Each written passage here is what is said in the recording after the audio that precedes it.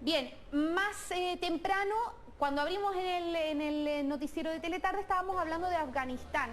Y nos parece importante poner en contexto, ¿no es cierto?, lo que está pasando justamente en ese país. Ya lo saben, los talibanes ya llegaron hasta la capital, hasta Kabul, y ahora amenazan con prácticamente tomarse el poder.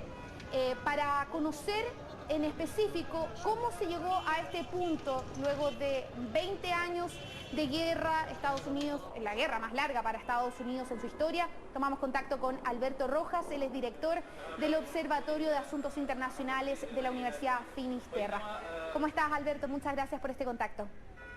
Hola Catalina, ¿qué tal? Buenas tardes.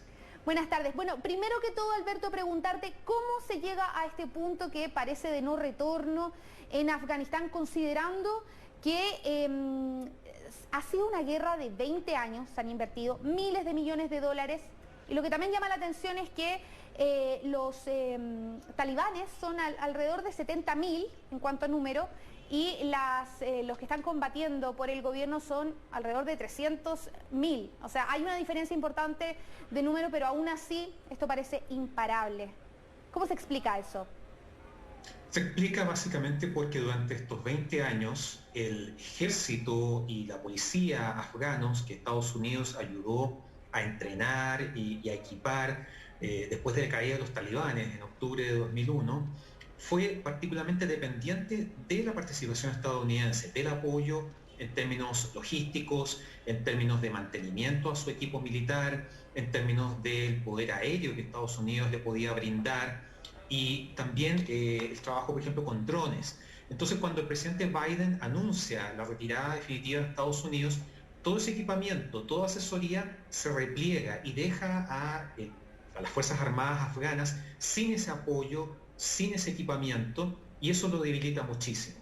A eso se suma también que durante estos 20 años tuvimos una profunda corrupción en el gobierno afgano que afectó muchísimo en términos de a dónde se destinaban los dineros que Estados Unidos entregó, como tú bien dices, millones de dólares, y que eso tuvo un impacto en la preparación de las Fuerzas Armadas para el combate a los talibanes. Y además, tal vez podríamos sumar el hecho de que no hay que olvidar que Afganistán es un país en donde el concepto de la identidad nacional es muy frágil.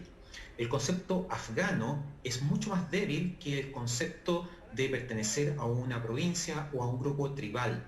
Y por lo tanto la idea de un ejército nacional nunca tuvo mucho arraigo versus las milicias locales y ciertamente la convicción, la fuerza de los talibanes para mantenerse vigentes durante 20 años y una vez que Estados Unidos confirmó su retirada, iniciar una ofensiva particularmente rápida y demoledora sobre las fuerzas gubernamentales afganas. Perfecto. Bueno, en 2001 vimos que los talibanes fueron derrocados por las fuerzas estadounidenses y hoy la situación es completamente distinta. ¿Se podría hablar de un fracaso de parte de Estados Unidos en la guerra de Afganistán? Bueno, hace muy poco el secretario de Estado, Antony Blinken, decía que Estados Unidos había cumplido con los objetivos al momento de invadir Afganistán, que era básicamente tratar de capturar a Osama Bin Laden, desarticular Al Qaeda y acabar con los campos de entrenamiento que en ese entonces tenía este grupo terrorista en Afganistán. Si uno lo mira de manera tan puntual, claro, se podría decir que ese objetivo fue exitoso, pero ya han pasado 20 años de eso. Y durante este periodo Estados Unidos buscó no solamente transformar a Afganistán en un país estable y democrático, cosa que hoy vemos que se desmorona por completo, sino darle las atribuciones y los recursos y medios para poder defenderse por sí mismos frente a una amenaza siempre latente como lo fueron los talibanes.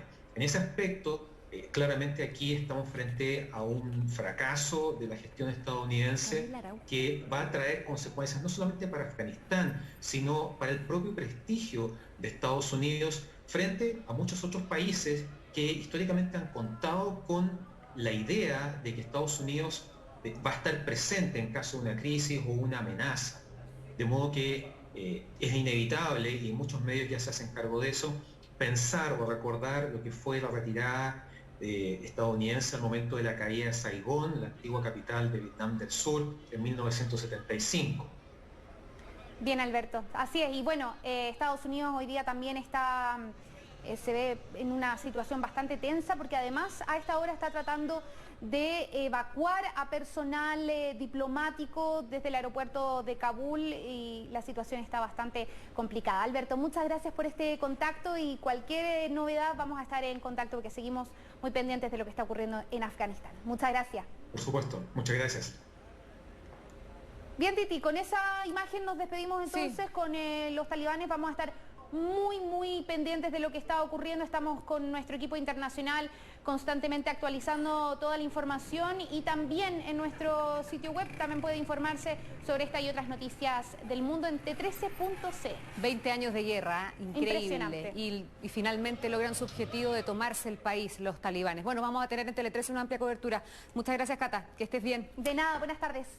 Y a esta hora vamos a tomar contacto con Camila Araujo para hablar sobre un tema bien particular que tiene que ver con la